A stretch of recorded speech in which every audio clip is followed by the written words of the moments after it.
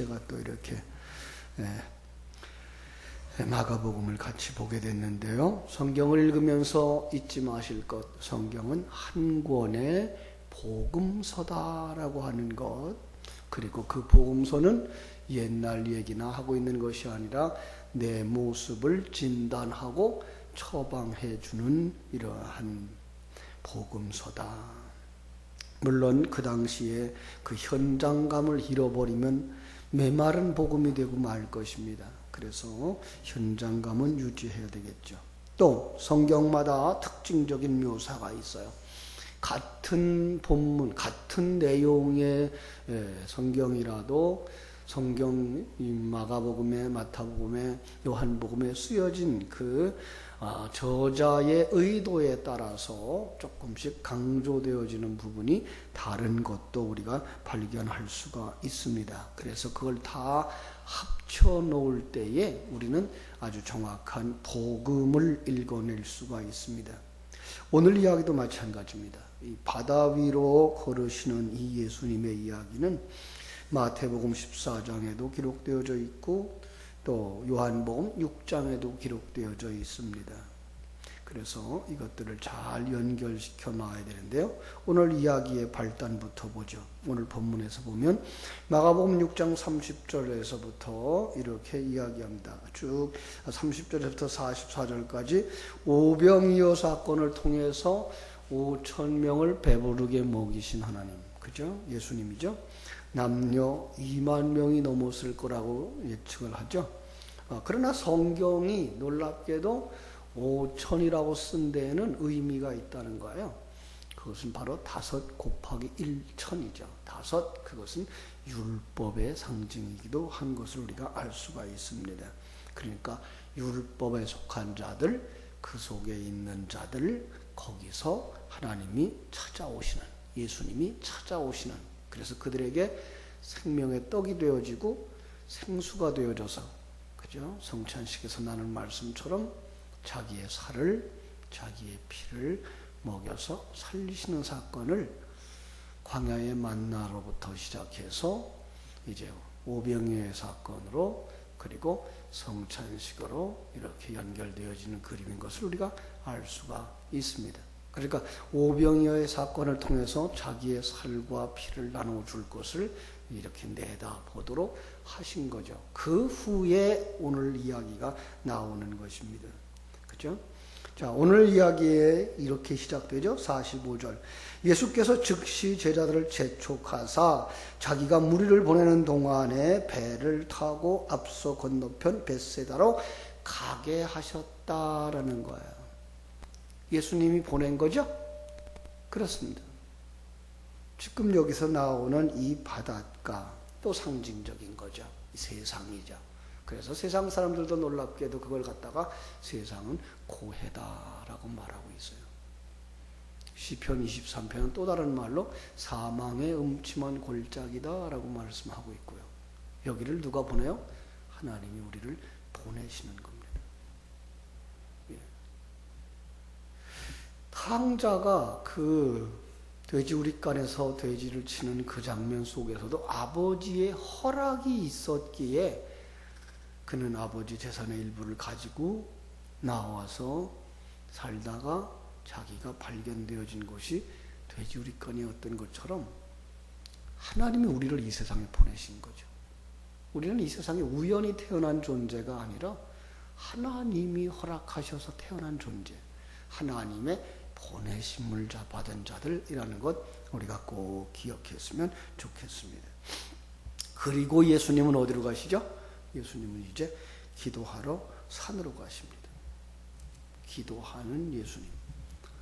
이 기도하시는 예수님은 지금 이때에 단 한순간에 기도하시는 예수님을 우리에게 보여주고 있는 것이 아니라 우리를 이 세상에 보내시고 시작부터 끝까지 우리를 위하여 기도하시는 예수님. 지금은 어디 계시다고 우리가 말하죠? 하나님 우편에서 우리를 위하여 간구하시는 하나님. 우리로 하여금 깨달아 알도록 하나님의 계획이 무엇인지 깨달아 알도록 기도하시는 하나님. 하나님이 우리와 함께하고 있다는 사실을 알도록 기도하시는 하나님. 이번에 우리가 대신방을 하면서 각 가정마다 제가 강조하고 지나갔던 메시지가 있어요. 그것은 바로 집에서 기도를 하시되 남편이 듣도록 기도하라. 자녀들이 듣도록 기도하라. 우리 예수님의 기도가 항상 그랬어요. 제자들을 데리고 가셨어요. 왜죠?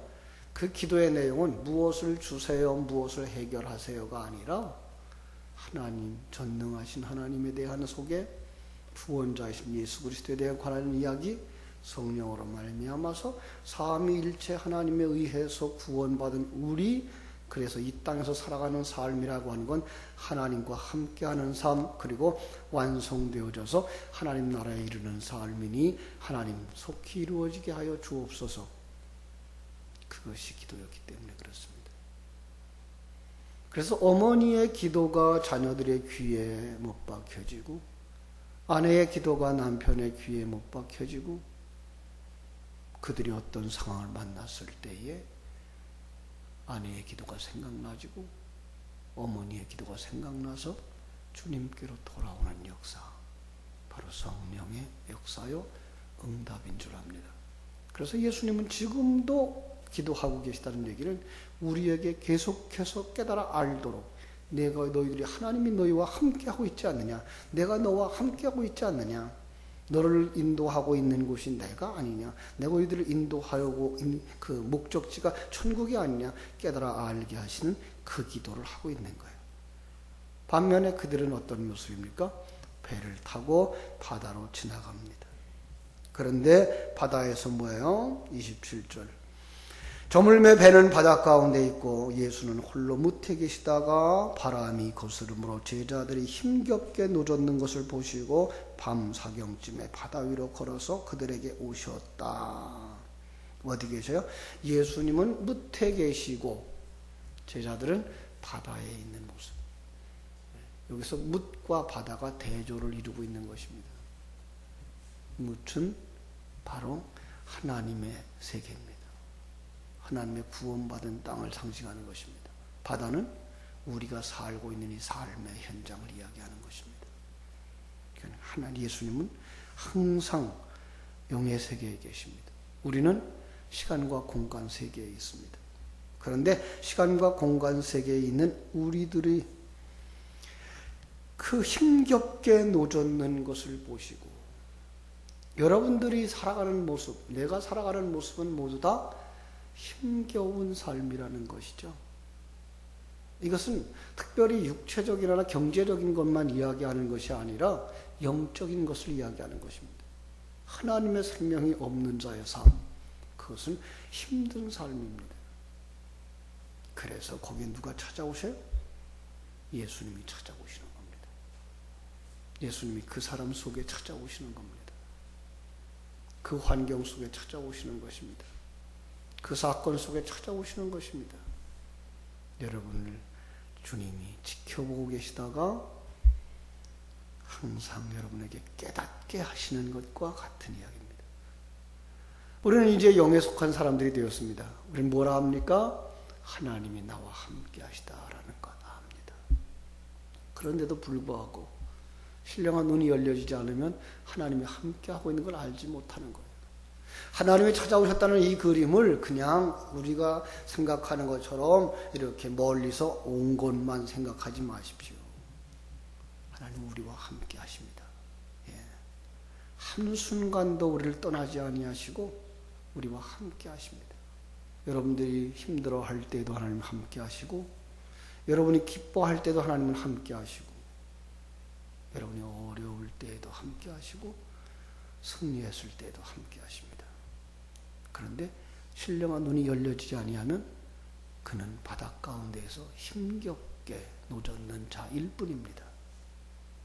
하나님이 그 속에서 생명의 눈을 뜨게 하시고, 하나님이 그 속에서 감각을 살려주셔서 하나님이 나와 함께 하시는데 깨닫게 하시는 것이 뭐예요? 주님의 찾아오심입니다. 그런데 그 주님이 찾아오실 때에도 사람들은 어떻게 생각한다고요? 49절. 바다 위를 걸어오는데 유령인가 하여. 그들은 진정한 신에 대한 의미를 모르는 거예요. 진정한 예수 그리스도의 오심을 모르는 거예요. 여기 유령이라고 되어져 있습니다만 조금 더 정확하게 얘기하면 그들이 섬기던 우상이에요. 나를 돕는 자인 줄 아는 거예요. 예수님은 주님의 뜻대로 우리를 이끌어 가려고 하시는 것이지 우리를 도우려고 오시는 분이 아니셔요. 조금 이제 말의 어폐가 있습니다만은 진정한 도움은 그것이죠. 우리를 천국으로 인도하는 것. 그게 진정한 도움이지 이 땅에서 잘 먹고 잘 살고 남보다 더 형통한 길을 가는 것. 그것이 하나님이 하시는 일이 아니라는 거예요.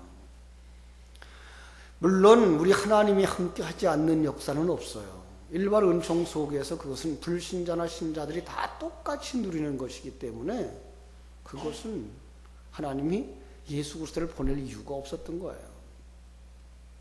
예수 그리스도를 보내는 이유는 거기서 눈이 열려서 이 환경을 하나님이 장악하고 계신 것이며 당신들을 하나님이 인도하시고 있게 됐다는 사실, 너에게 준 것이 하나님의 은사며 하나님이 준 기회라는 것을 깨닫고 거기서 하나님이 무엇을 원하시는가 그리로 가도록 하는 것이 예수님이 찾아오심이지, 이 일반 그 종교적인 색채를 가진 사람들의 생각처럼 하나님은 나를 도와주실 거야, 내 문제를 해결해 줄 거야, 내가 원하는 데 해줄 거야. 아니에요. 그러면 마지막에 실망하십니다. 마지막까지 가다가 실망합니다. 그러나 하나님의 뜻이 이루어지는 것이 신앙의 참된 목적인 줄 알고 따라가면 점점 더 하나님이 가까워지고 하나님이 좋으신 분이 보이거든요. 이게 신령한 자들입니다. 그런데 얼마나 많은 사람들은 일반 종교적 색채를 가지고 주님을 찾아요. 그러면 그러한 다가오는 그런 우상은 뭐예요? 다가오는 그런 유령은 뭐예요? 두려운 존재죠. 그래서 귀신을 섬기는 사람들, 또 그러한 신앙을 가지고 하나님 앞에 나오는 사람들은 항상 대상자가 두렵습니다. 그리고 굿하는 이유 뭐라 그래요? 귀신 달래기잖아요. 무서워서. 그러니까 오늘날 신앙생활도 그렇게 생각하는 사람들이 있는 거예요. 예수 앞에 나오는데 하나님이 무서운 거예요. 아니, 죽었던 우리를 살리러 오신 그분을 두렵고 무섭게만 생각하는 거예요. 아니에요. 여러분, 그분이 우리가 죽어서 전혀 가능성이 없는 그를 구원하라고 오셨던 사랑의 하나님이셔요. 그리고 독생 성자를 우리에게 주셔서 희생시킬 만큼 우리를 사랑하시는 그 사랑의 하나님이셔요. 그리고 전능자예요. 우리에게 무엇이든지 다 허락할 수 있는 분이에요. 이걸 믿으셔야 돼요. 그러나 그럼에도 불구하고 우리에게 주시지 않는다면 분명한 이유가 있는 것이고 목적이 있는 것이기 때문에 내게 이런 은사만 주셨고 이러한 환경만 주시고 또 이런 사건을 만나게 하시고 거기서 우리를 하나님의 앞으로 인도하시고 하나님의 사랑으로 만들어가고 계신 거죠. 그래서 주님이 뭐라 그래요? 50절 안심하라, 나다, 두려워하지 마라. 이사야서 41장 생각나죠? 두려워하지 마라, 내가 너와 함께 하잖아. 놀라지 마라, 나는 네 하나님이잖아. 내가 너를 도와주리라. 나의 의로운 오른손으로 너를 붙들어 줄게. 이 말씀이에요. 내가 너와 함께 하잖아. 나야 나. 전능하신 하나님, 너희를 구원하러 오신 하나님, 너희를 왜 십자가 지고 함께 죽을 예수님, 너희들 속에서 역사하는 성령이잖아. 그들이 놀라워서 예수님을 배에 모십니다. 배에 모십니다. 아니, 모신다기보다는 예수님이 그 배에 오르시는 거죠.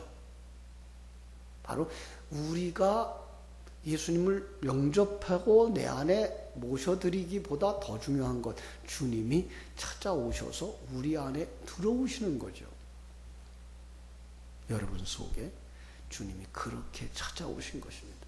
우리가 아직 죄인 되었을 때에 그리스도께서 우리를 위하여 오신 것입니다. 자, 그러자 어떻게 됩니까? 오자마자 바람이 그치는 것을 보게 됩니다. 요한복음은 놀랍게도 예수님이 배에 오르자 목적지에 닿은 그림을 그려주고 있습니다. 예수님이 올라오는 그 사람은 이미 어디에 간 거예요? 천국에 들어간 사람이라는 의미입니다. 그렇습니다. 그는 이제 천국의 백성입니다. 그리고 옛사람을 벗어버리고 새사람으로 완성되어져 가는, 천국으로 완성되어져 가는 그 과정이 남았을 뿐입니다. 성도들의 모습이 그것입니다. 이제는 세상 것 두려워하지 않습니다. 더 재미난 것은 이제 마태복음에 보면 예수님을 바라보고 베드로가 뭐라 그러죠? 예수님, 나도 예수님처럼 무리를 걷게 해주세요. 오라. 그러죠? 물 위에 내려가죠. 예수님을 바라보고 물 위에 섭니다. 아까 얘기했어요. 그 바다가 뭐예요? 세상. 예수님만 바라보면 이 세상을 딛고 서서 갈 수 있는데, 예수님을 바라보지 못하고 세상의 문제를 바라보는 순간 그 문제 속으로 풍덩 빠지는 겁니다. 베드로가 풍덩 빠지는 겁니다. 주여 도와주소서 외치자, 기도하자, 이 말이에요. 주님이 다가와서 손을 잡고 일으켜 주십니다. 사랑하는 여러분, 그래서 우리는 주님만 바라봐야 되고 주님으로 만족한 삶을 살게 되는 것입니다. 그러면 목적지까지 가는 것인데, 그 과정 속에서 일어나는 일이 또 하나가 있어요. 뭐죠? 그 오늘 본문의 마지막 부분에 모든 병자를 고치시더라. 이것도 글자 그대로만 보고 내 감기 든 것도 내게 있는 병 고쳐주시겠구나, 그 생각하면 오해입니다. 물론 예수 믿는 사람들 속에 하나님이 불쌍히 여기시고 가련히 여기셔서 병을 고치시는 경우가 있습니다. 그러나 성경 속에 있는 건 보편적인 것이어야 되는 겁니다. 모든 믿는 자에게 똑같이 일어나는 사건인 것입니다. 내게도 일어나는 사건입니다. 그럼 건강한 사람, 나는 병 고침이 필요 없는 거잖아요. 아니에요. 우리는 병든 자라는 거예요. 어떤 병? 죽음의 병. 죄값으로 와진 병. 그걸 예수님이 고치시는 거예요. 그게 구원이에요.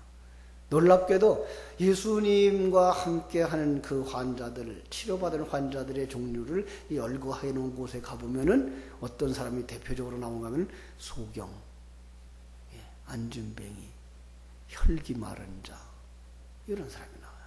소경, 영적인 소경. 안진뱅이, 땅에 속해서 붙어있는 자, 혈기 마른 자, 중풍병자, 뭐죠? 머리의 명령이 지체까지 전달되지 않아서 마음대로 하지 못하는 자, 중풍병자. 이 뭐예요? 머리가 누구예요? 예수 그리스도의 요구하심이 이루어지지 않는 사람들. 이런 상징적인 의미를 가지고 있는 거예요. 그래서 이게 바로 죽음의 병에 이르렀던 자들인데, 그들을 메시아가 고치시더라.